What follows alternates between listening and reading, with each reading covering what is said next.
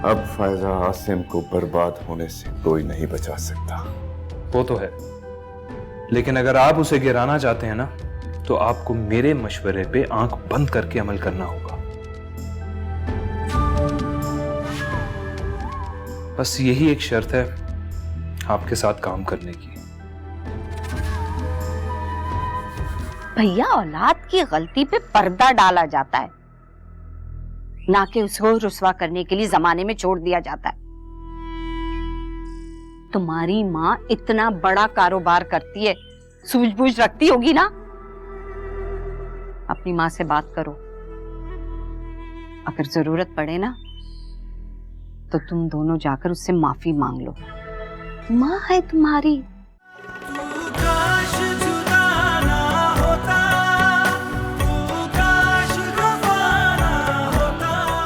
कि जहेज के नाम पे लोग कितनी बातें बनाते हैं कि बहू जहेज नहीं लाई है।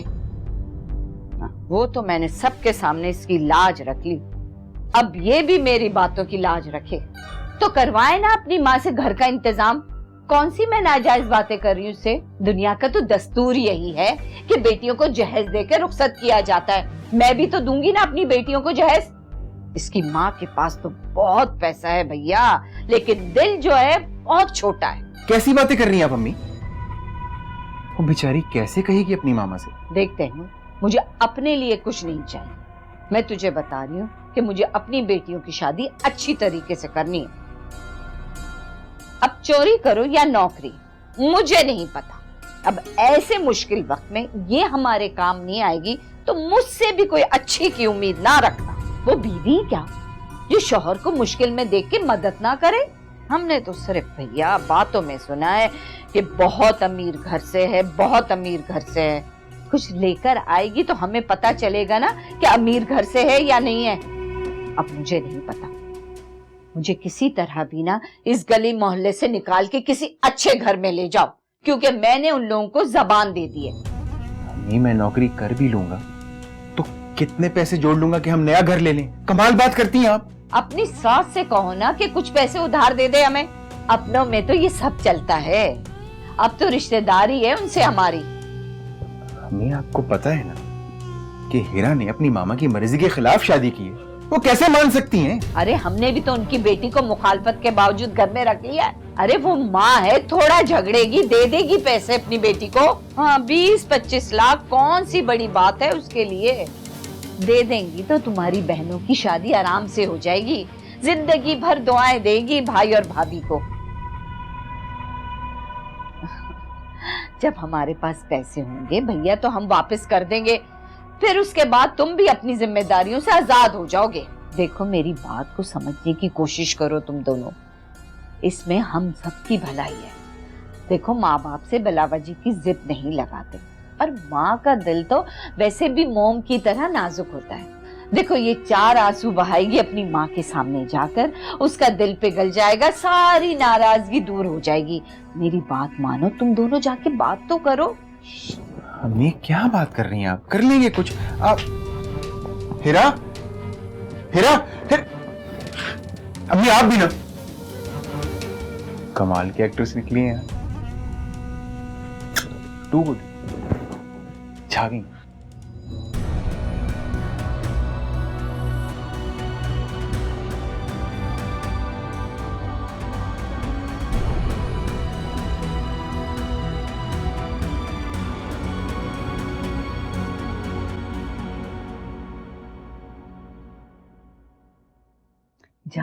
जाके मना उसको, मुझे पता है बहुत अड़ियल घोड़ी है वो। मैं हूं ना, मनाता हूं। अम्मी आप कमाल करती हैं, आपने हीरा को। मैं जाके मनाता हूं उसे।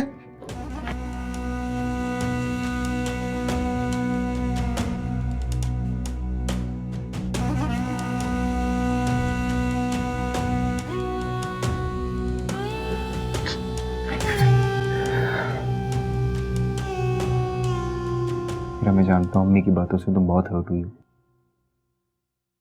लेकिन कुछ गलत भी तो नहीं कहा उन्होंने।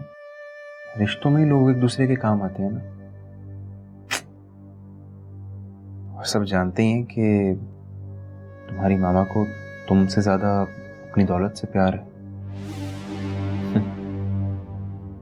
यही सोच के उन्होंने हमारे रिश्ते को मानने से इनकार कर दिया कि शायद तुम्हें दहेज ना देना पड़े।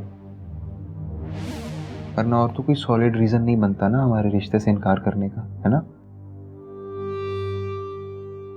वैसे जो लड़का भी तुमसे शादी करता, तुम्हारी मामा की सारी दौलत उसी के पास जानी थी। लेकिन मैंने तो तुम्हारी मामा से कभी कोई डिमांड नहीं की, उल्टा उन्होंने मुझे ऑफर की थी, मैंने तो वो भी रिजेक्ट कर दी। फिर पता नहीं क्यों मुझे इतना हेट करती हैं। तैमूर, मैं नहीं चाहती इस घर में मेरी मामा का जिक्र। मैं उन्हें छोड़ कर आई हूँ, ये बात सब जानते हैं। बार बार उनका जिक्र करने से मुझे तकलीफ होती है। मैं जानता हूँ, मैं जानता हूँ ये बात, लेकिन ये बात अम्मी को कैसे समझाऊं? मुझे तो खुद बहुत बुरा लगता है ये सोच के कि तुम मेरी वजह से अपनी मामा से दूर हो, उनसे अलग हुई हो। मैं तो चाहता हूँ कि तुम अपनी मामा के करीब हो जाओ, इसमें मैं तुम्हारा साथ दूंगा हमेशा। एक तुम ही तो हो जो मेरा साथ देती हो। तुम्हारी वजह से मेरा हौसला बढ़ता है। हम दोनों ही तो हैं एक दूसरे के साथ, और कौन है हमारा? हमें हर दुख में, हर मसले में दूसरे का साथ देना है। लेकिन ये पता है क्या है? परेशानी इस चीज की है कि समझ ही नहीं आ रहा कि ये घर कहां से लाके दूं, कैसे मदद करूं अपनी अम्मी की, बहनों की। तैमूर, तुम्हें जॉब करनी चाहिए। कोशिश तो कर रहा हूं, तुम्हारे सामने ही है कितनी जगह सीवी दी है। कल जाऊंगा इंटरव्यू के लिए, देखो क्या होता है। तुम दुआ करना मेरे लिए। इंशाल्लाह तुम्हें जॉब मिल जाएगी। लेकिन मेरा जॉब तो इन मसलों का हल नहीं है ना। मुझे परेशानी होती है अपनी अम्मी और बहनों की उम्मीदों पे कैसे पूरा उतरूं। कुछ ना कुछ हो जाएगा, तुम फिक्र ना करो। कैसे परेशान ना हो यार। इन सारी टेंशनों से मुझे लग रहा है एक दिन मेरा दिमाग फट जाएगा। रिलैक्स रिलैक्स, तुम्हें कुछ हो जाएगा, वरना प्लीज जस्ट इट्स ओके, सब ठीक हो जाएगा। ओके, तुम मेरे साथ रहोगी ना?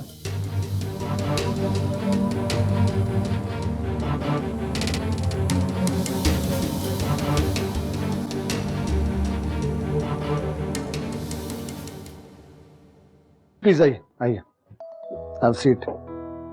सच में मैं तो हैरान हूँ, ये तो एक सरप्राइज विजिट हो गया मेरे लिए अचानक से आपका यहाँ आना।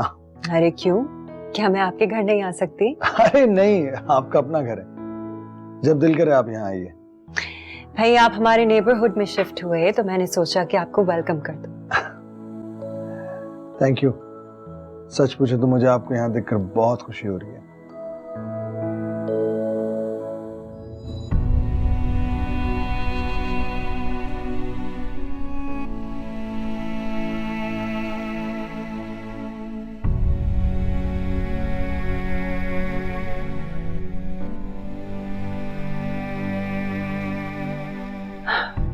आयशा ने बहनों से बढ़कर मेरे लिए सब कुछ किया।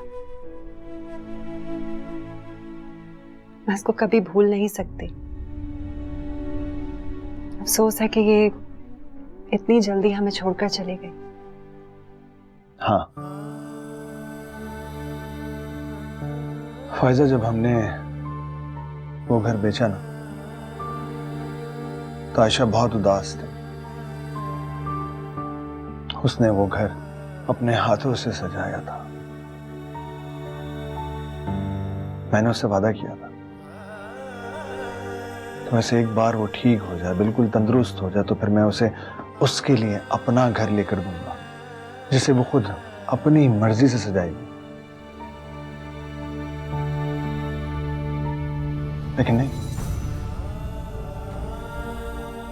जिंदगी ने उसे वो मौका ही नहीं दिया।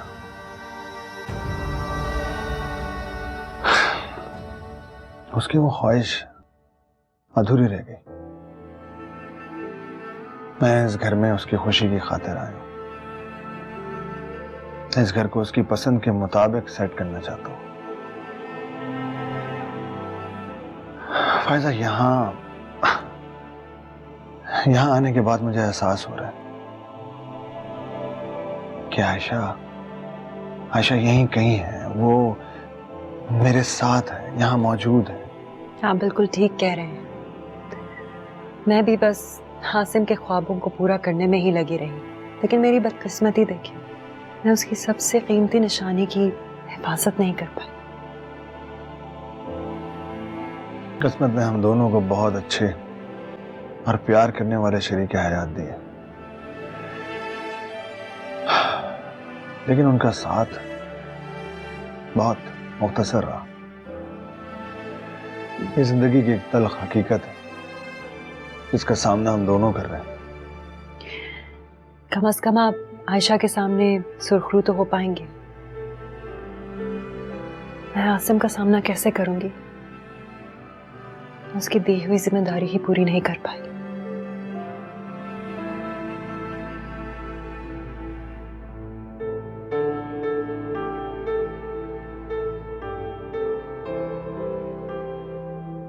मैंने आपको अभी एक ईमेल किया, वो देखें, उससे आपको फैसले करने में आसानी होगी।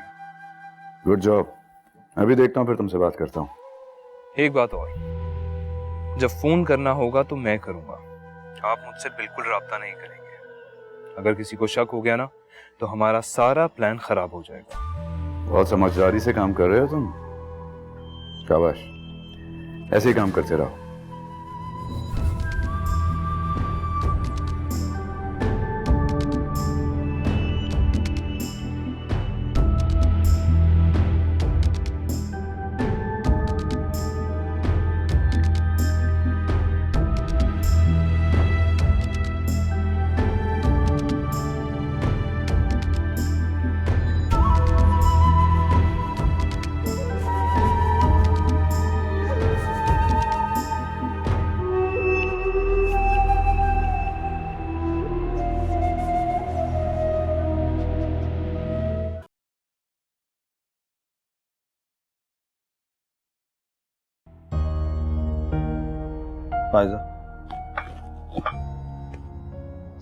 फायजा, तुम बस दुआ करो कि हीरा जहां भी रहे खुश रहे।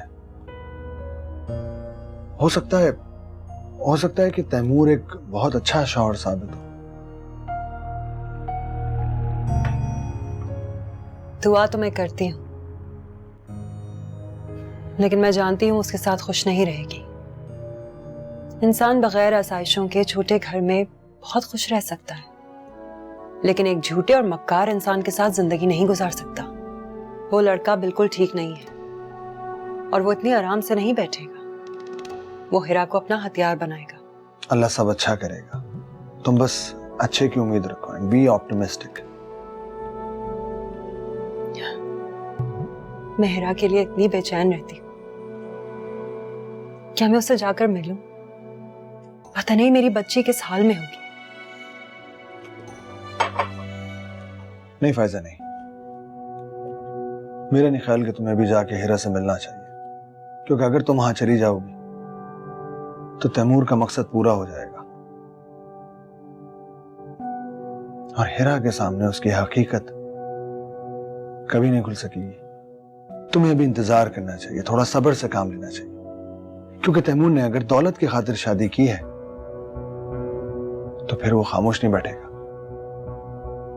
हमें देखना ये चाहिए कि तैमूर नेक्स्ट स्टेप क्या उठाता है, फिर हम फैसला करेंगे कि हमें क्या करना है। ठीक कह रहे हैं आप। वैसे कॉफी बहुत अच्छी बनाते हैं। बस फिर ठीक है, जब दिल करे यहाँ आ जाए करो। मेरी कॉफी शॉप हमेशा खुली है।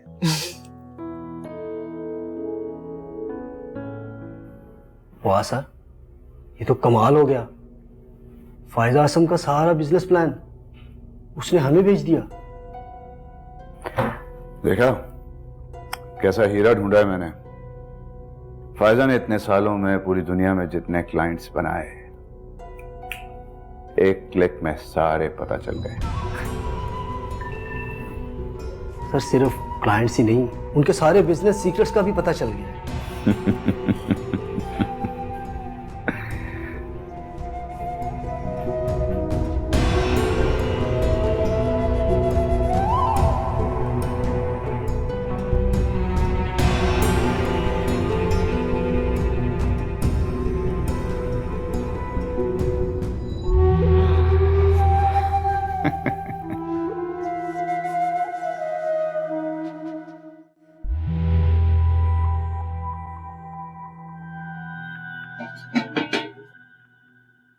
हेरा, क्या कर रही हो तुम बावर्ची खाने में?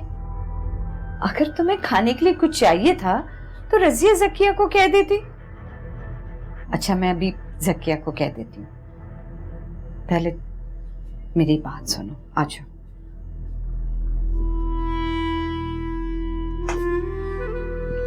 आओ, मेरे पास बैठो। देखो बेटा, मेरी बात का बुरा मत मानना। मैं तुम में, रजिया और जकिया में कोई फर्क महसूस नहीं करती। क्या करूं, सारी जिंदगी बच्चों के लिए गुजार दी है, एक दिन का भी सुख नहीं देखा मैंने। तुम भी तो मेरी बच्ची हो, मैं तो अपने बच्चों का फायदा देखती हूँ। मैंने तो जिंदगी गुजार ली है, अब कितने दिन जीऊंगी मैं ज्यादा। तुम्हारा दिल नहीं चाहता है कि तुम्हारा शौहर भी खुशहाल हो, अच्छी नौकरी हो, अच्छी गाड़ी हो, अच्छा करो? खामखा तुमने अपनी माँ से लड़ाई मोल ली। कितनी अच्छी तरबियत की है ना तुम्हारी माँ ने। ये सिला दिया तुमने उनको। तुम्हारी बेरुखी देखकर वो कितना तड़पती होंगी, मुझसे बेहतर कोई नहीं जानता। जब तुम माँ बनोगी ना, तब तुम्हें एहसास होगा। और तुम नहीं जानती कि दौलत इंसान की कितनी बड़ी दुश्मन होती है। तुम्हें अपनी माँ का जरा भी ख्याल नहीं है बेटा। तुम वहां पे उनको अकेला छोड़ के आ गई हो। पता नहीं वहां पे कैसे कैसे लोगों ने उनको घेर लिया होगा, कुछ पता नहीं। तुम्हारी माँ को कोई नुकसान पहुंचा दे और सारी दौलत अपने नाम पे कर ले। मेरी बात पे गौर करो तुम। मेरी बेटियां तो बस चंद दिन की मेहमान है, शादी होंगी वो अपने घर चली जाएंगी। अब पीछे रह गया मेरा बेटा जो तुम्हारा शौहर है। अब उसके पास जो कुछ होगा ना, वो सब कुछ तुम्हारा होगा। मेरी मानो तो अपनी माँ से सुलह कर लो। ये ना हो कि वक्त गुजर जाए और तुम हाथ मलती रह जाओ और कोई और सब कुछ उड़ा के ले जाए। तुमने तो हमारे घर के हालात देख लिए हैं। अगर तैमूर को नौकरी मिल भी जाए तो घर के हालात तो नहीं बदलेंगे ना। तुम किसी और के बारे में नहीं तो कम से कम बेटा अपने बारे में सोचो। अगर तुम कहती हो तो मैं तुम्हारे साथ चलती हूँ तुम्हारी माँ से बात करने के लिए। तुम्हारी माँ के पास इतनी दौलत है और तुम छोटी छोटी जरूरतों के लिए तड़पो, ये कहाँ का इंसाफ है? तुम्हारी माँ को तो बिल्कुल भी एहसास नहीं है। उसको जाकर बताओ, एहसास दिलाओ और ये बताओ कि तुम्हें यहाँ पे किस किस चीजों की तंगी है। आगे बेटा, क्या बात, नौकरी का कुछ हुआ?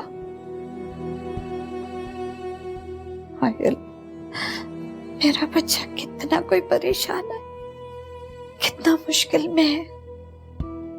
लेकिन नहीं भैया, इसकी सास को बिल्कुल भी एहसास नहीं है। तुम भी इसका कुछ ख्याल करो, बात करो अपनी माँ से। बहुत परेशान है मेरा बच्चा।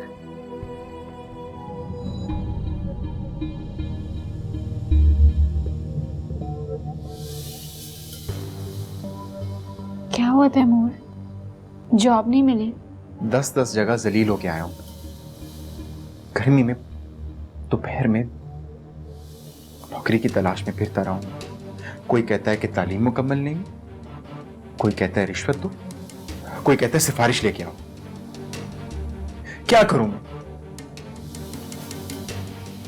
गरीब आदमी की तो ना कोई जिंदगी नहीं है इस मुल्क में।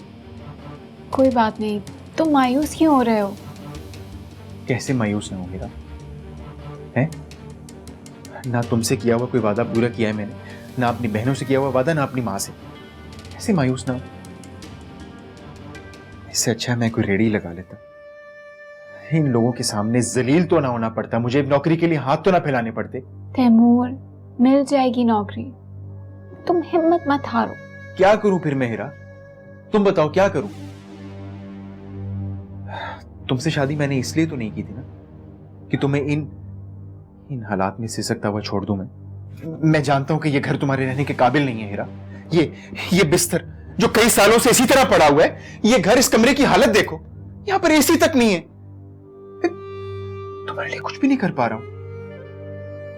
मुझसे किया हुआ कोई वादा पूरा नहीं किया मैंने। शर्मिंदगी होती है मुझे कि तुम्हें मैं कोई खुशी नहीं दे सका। पता है क्या, तुम्हारी मामा बिल्कुल ठीक कहती कि मैं तुम्हारे काबिल ही नहीं हूं, तुम्हें मुझसे शादी करनी ही नहीं चाहिए थी यार। मैंने क्या दिया तुम्हें? तुम एक काम करो, तुम मुझे छोड़ के अपनी मामा के पास चले जाओ। नहीं नहीं, इस तरह तो शायद तुम्हारी मामा तुम्हें कबूल ना करे। मुझे मर जाना चाहिए, मैं खुदकुशी कर लेता हूं, तो मैं तुम्हारी मामा तुम्हें कबूल कर देगी। रिलैक्स, तुम मर जाओगे तो मैं कैसे रहूंगी? मैं तुम्हारे बगैर नहीं रह सकती। Are you mad? हाँ? Are you mad? आइंदा ऐसी बात नहीं करना। मैं बैठो। मैं तुम्हारे साथ हर हाल में रह लूंगी। मैं तुमसे कोई ख्वाहिश नहीं करूंगी किसी चीज की, बस चुपचाप रहूंगी। I am really happy. खुश हो ना तुम? मैं बहुत खुश हूँ।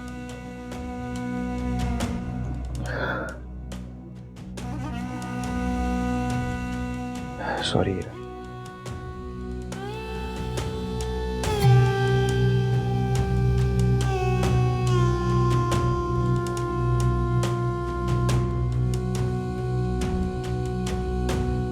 इस गुर्बत में रह लेगी खुश, अपनी माँ के पास नहीं जाएगी।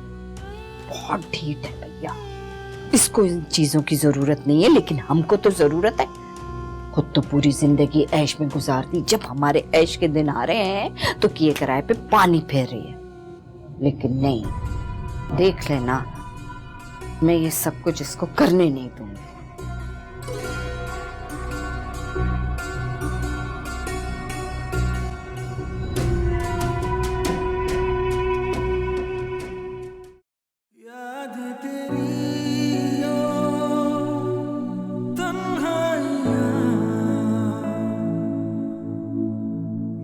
साथ रहती हैं परछाइयां,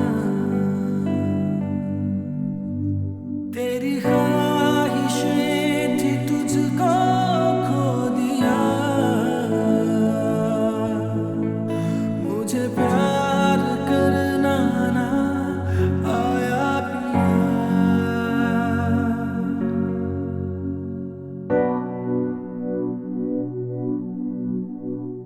काश जुदा ना होता, तू काश दफा ना होता, कुछ तूने कहा तो होता, कुछ तूने सुना तो होता।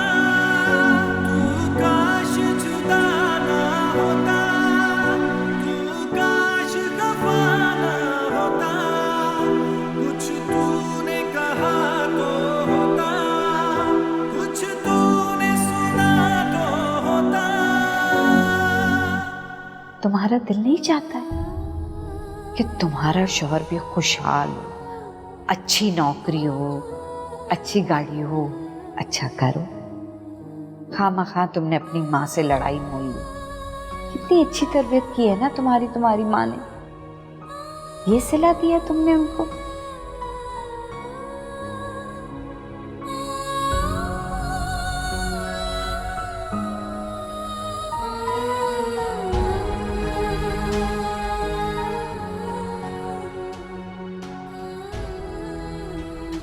तुम्हारी बेरुखी देखकर वो कितना तड़पती होंगी, मुझसे बेहतर कोई नहीं जानता। तब तुम्हें एहसास होगा, और तुम नहीं जानती कि दौलत इंसान की कितनी बड़ी दुश्मन होती है।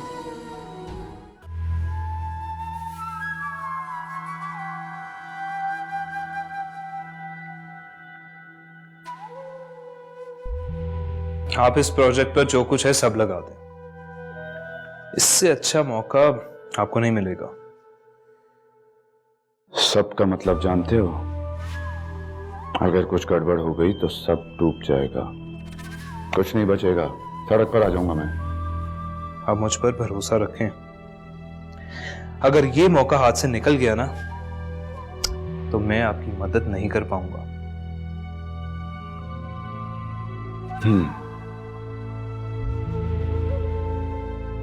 रिस्की है, देख लो। मैं सब जानता हूं। इस वक्त सब कंपनीज की नजर इसी प्रोजेक्ट पर है। जिस कंपनी को ये प्रोजेक्ट मिल गया वो पाकिस्तान की सबसे बड़ी एक्सपोर्ट कंपनी बन जाएगी, क्योंकि इतना बड़ा प्रोजेक्ट उसके हाथ से निकल जाएगा तो उसकी कंपनी के लिए सरवाइव करना मुश्किल हो जाएगा। अगर ऐसे ही एक दो बड़े प्रोजेक्ट्स आपके पास आ गए तो वो दिन दूर नहीं जब वो पैसे पैसे को मोहताज हो जाएगी, और आपकी कंपनी कहां से कहां पहुंच जाएगी, इसमें आपका डबल फायदा है।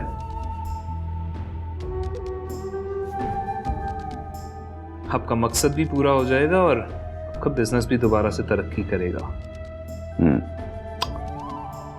हाँ, कह तो सही रहे हो तुम। ठीक है, मैं अपने मैनेजर से एक बार बात कर लूं, फिर बताता हूं। अगर उससे ही मशवरा करना था तो आपने मुझे क्यों रखा? मैंने आपको पहले ही कहा था कि काम मैं अपने अंदाज से करूंगा। अगर आपको मुझ पे भरोसा नहीं तो देख लें किसी और को, और आपको मुझ पे भरोसा करके मेरी हर बात माननी पड़ेगी। अगर हमने एक दो दिन में फैसला ना किया ना तो ये प्रोजेक्ट हमारे हाथ से निकल जाएगा।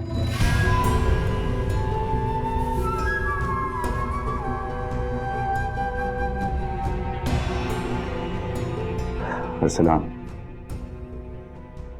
मैंने सारी जिंदगी बिजनेस किया है, लेकिन पता नहीं क्यों इस प्रोजेक्ट के लिए मेरा दिल नहीं मान रहा। आपने बिजनेस किया है, मगर जिस मकाम पर आज फायजा आसिम है ना, उस पर आप कभी नहीं पहुंच सके। उसकी वजह यह है कि आपने उसके जैसे रिस्क नहीं लिए। यही तो उसका कमाल है। वो बिजनेस को बिजनेस नहीं बल्कि एक वार समझती है। हाँ, वो सब तो ठीक है, लेकिन अच्छा एक बात बताओ, अगर ये प्रोजेक्ट हम ले लेते हैं तो इसमें फायजा का क्या नुकसान है? फायजा आसमान से जमीन पर आ जाएगी, क्योंकि ये वो प्रोजेक्ट है जो डिसाइड करेगा कि मार्केट को लीड किसने करना है। आज लोग उसका नाम ले रहे हैं और कल आपका लेंगे। उसे जब शिकस्त होगी ना तो वो किसी से नजरें नहीं मिला पाएगी, आपसे तो बिल्कुल भी नहीं। मगर एक बात बता दूं मैं आपको, ये हार उसकी आखिरी हार नहीं होगी, बल्कि यहां से उसके लिए जिल्लत और शिकस्त के नए सफर का आगाज होगा, और हम दोनों मिलकर उसे वहां पहुंचा देंगे जहां से वो चली थी।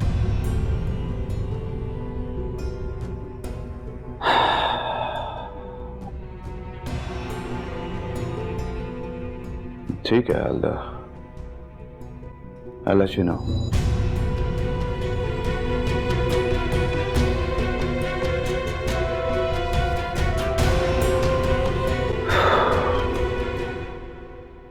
तो फिर तुमने क्या सोचा? मुझे तो समझ ही नहीं आ रहा कि मैं मामा के पास वापस कैसे जाऊं। इतनी बड़ी बड़ी बातें करके मैं आई थी। तो इस बारे में इतना मत सोचो, तुम्हारी माँ है वो, कोई खैर नहीं है।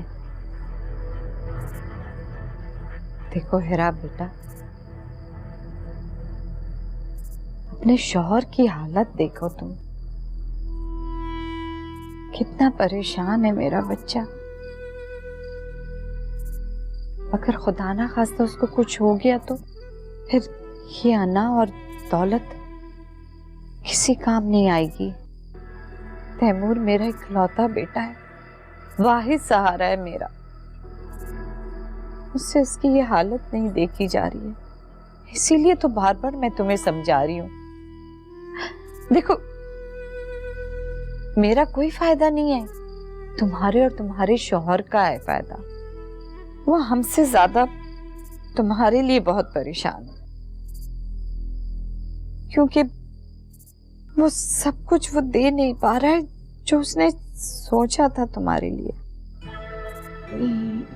लेकिन अगर मैंने मामा से पैसों की डिमांड की तो जो उनकी राय तैमूर के बारे में वो तो सच हो जाएगी ना। ऐसे तो मेरी भी इंसल्ट है और तैमूर की भी। तो बेटा, पैसों का मुतालबा मत करो। ऐसा करो कि तुम और तैमूर कुछ दिन अपनी अम्मी के घर रहा।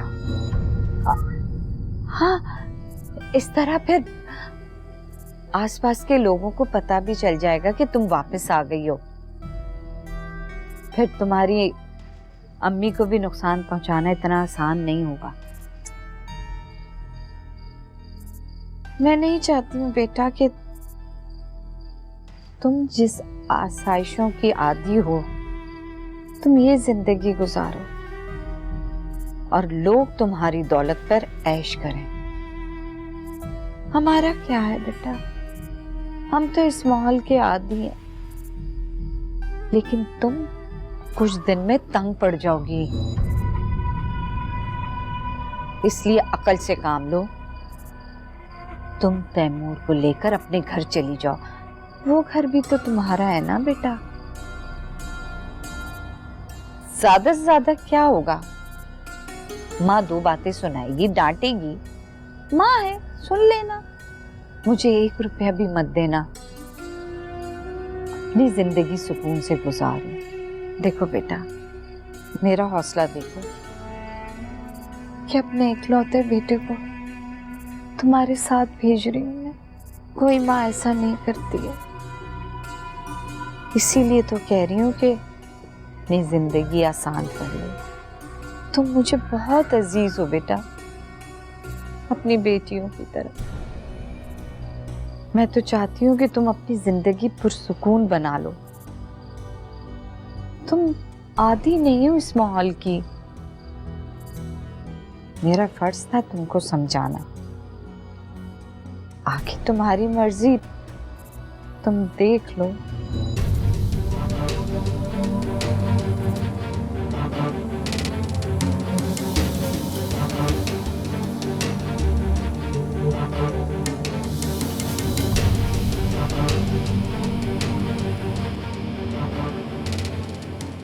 क्या बात है फायजा, तुम्हारी तबीयत मुझे कुछ ठीक नहीं लग रही।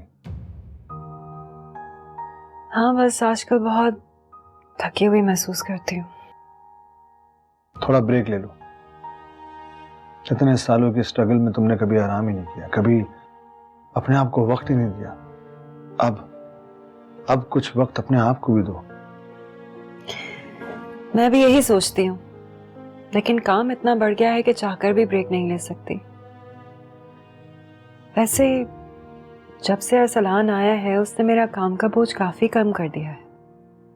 अपनी सारी जिम्मेदारियां मैं खुद उठा रही थी, लेकिन अरसलान पर मुझे पूरा भरोसा है, इसीलिए अपनी ज्यादा जिम्मेदारियां मैंने उसको सौंप दी। बहुत कम अरसे में बहुत अटैचमेंट हो गई है मेरी उसके साथ। वो बिल्कुल हीरा की तरह,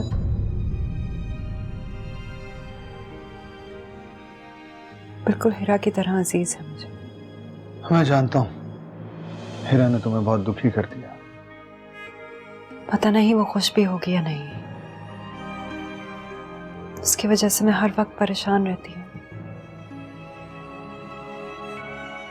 मेरी बेटी एक ऐसी कश्ती में सवार है जिसमें छेद हुए हुए हैं, और मैं डरती हूँ कि कहीं उसे कोई नुकसान ना पहुंचे।